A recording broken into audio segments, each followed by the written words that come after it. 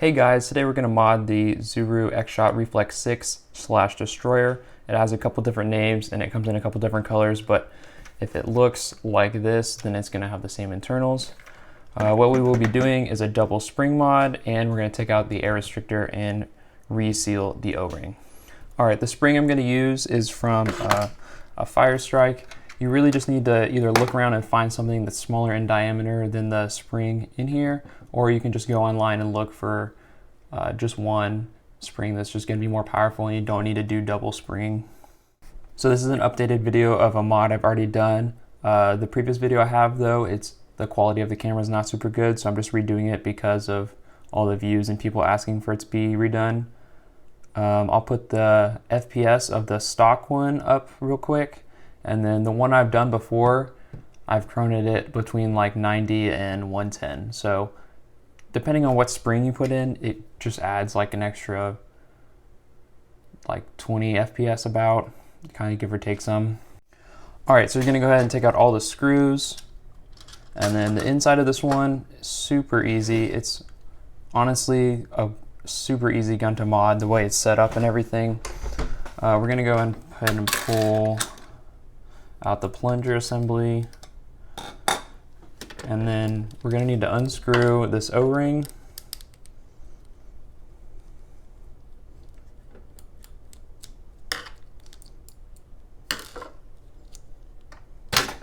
Oh. And then there it is. So if you're gonna need a spring if you're doing a double spring that fits inside of the original spring, so that they don't wanna like get tangled or messed up with each other. But this one, as you can see, it kind of doesn't really fit over the like where the plunger head screws in. So you can just kind of twist it up like a screw, get some part on, and then twist it over. And then anything we put on is going to need to stay in between the plunger head, where the plunger head goes, and the spring catch right here. So I might actually just screw it past this spring catch so I can get the whole thing on and then squish it in there. Yeah. I'll go ahead and put this guy on. Put this back on and then we'll situate the springs.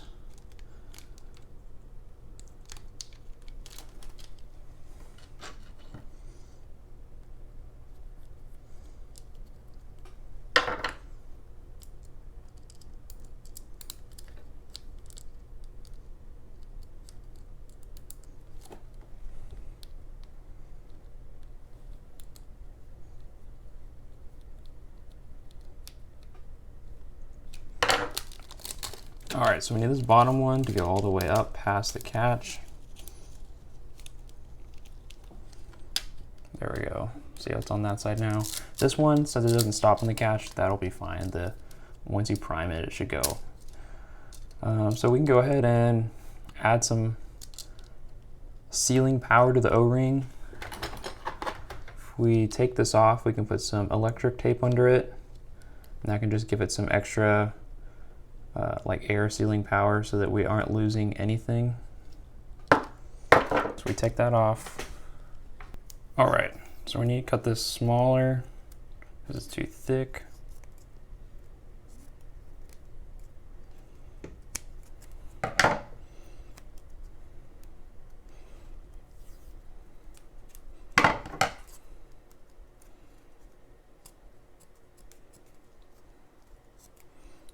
We'll just try out that much. All right, so we're gonna put this under where the O-ring goes. So you can just kind of slide it in there.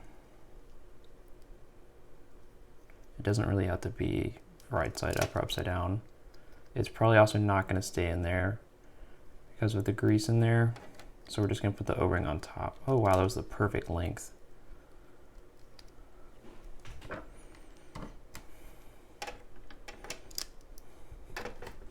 All right, put the O-ring back on top of that. Okay, if you have a spot that's super bulky and then like there's one side sticking out a lot, you're probably gonna cut some. It's probably like overlapping right there, or it's too wide.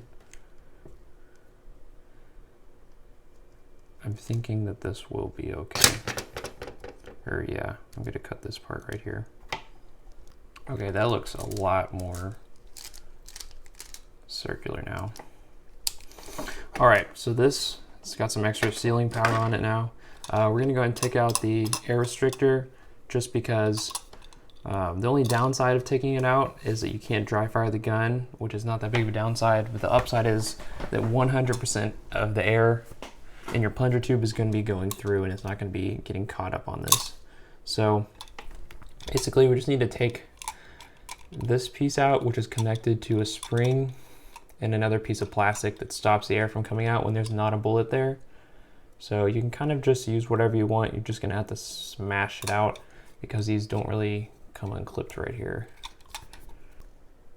So we can take out anything that's not inside or not outside of this black foam seal right here, because that's just technically impeding our airflow to the foam dart.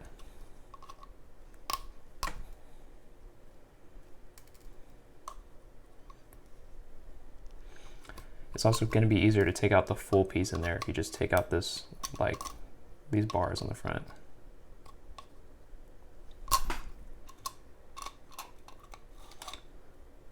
And then we can kind of like push this guy sideways, find a way to grab him, and then twist him out of the front. It's probably going to be the easiest way.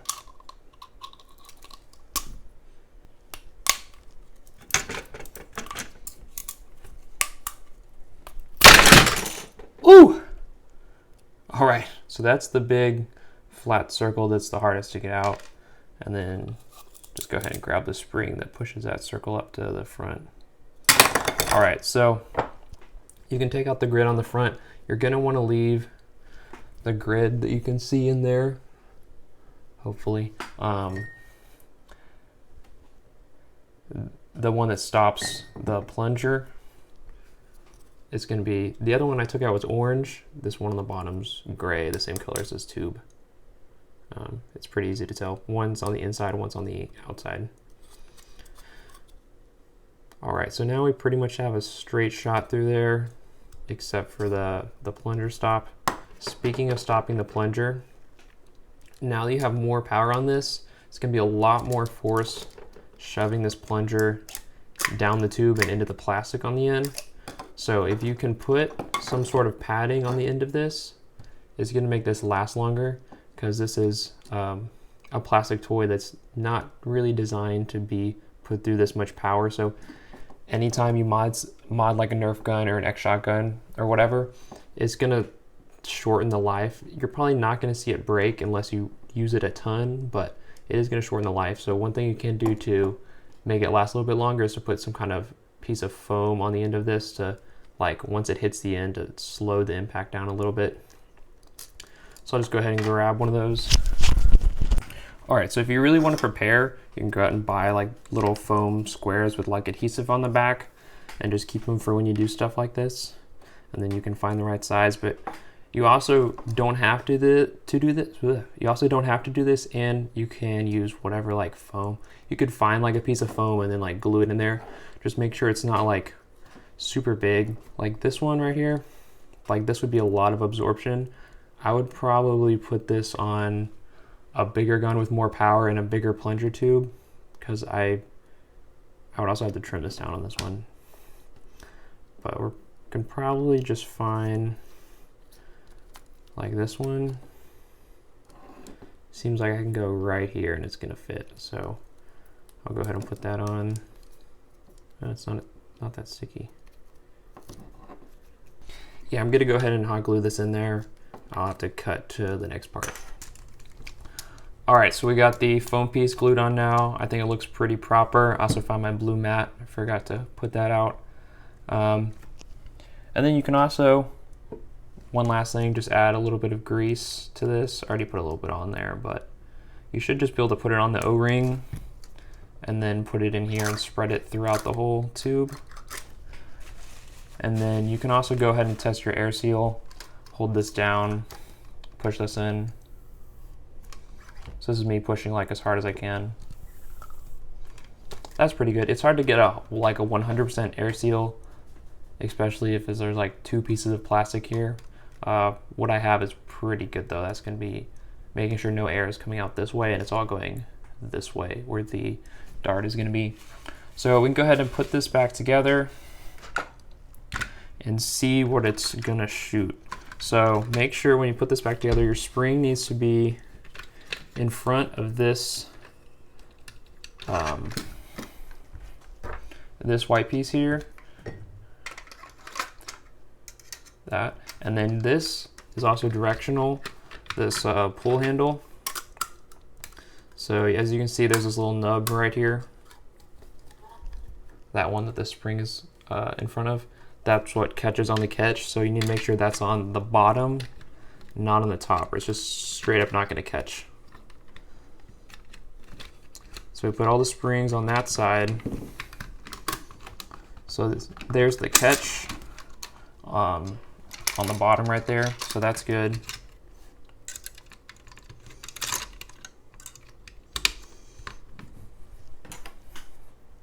This blaster is so easy to put together. All right, we can go ahead and screw this back up. Yeah, so these are really just like the easiest blasters to find. They're super cheap. I think you can get like a 2-pack for $12. I've also found these at Goodwill a lot. They're super easy to mod. The catch is really strong, so you can put big springs in there. It's a great like first mod gun. It's also just like super easy, super fast to just take it apart, put the spring in. If that's all you wanted to do, you could close it up and like be done super quick. All right, so let's go ahead and chrono this, see what has changed.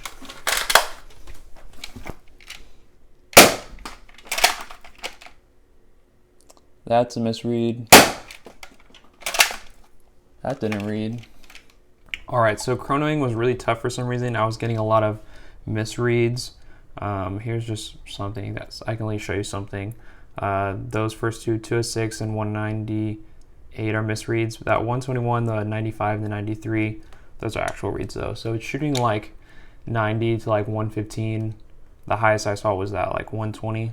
So you can pretty much just find some other spring that fits in there and like add like 25 FPS to it basically. So super easy mod. If this helps you out, please like the video. If you have a question or something, please do just send a comment. I'll answer it, I promise. Anyway guys, thanks so much for watching. Goodbye.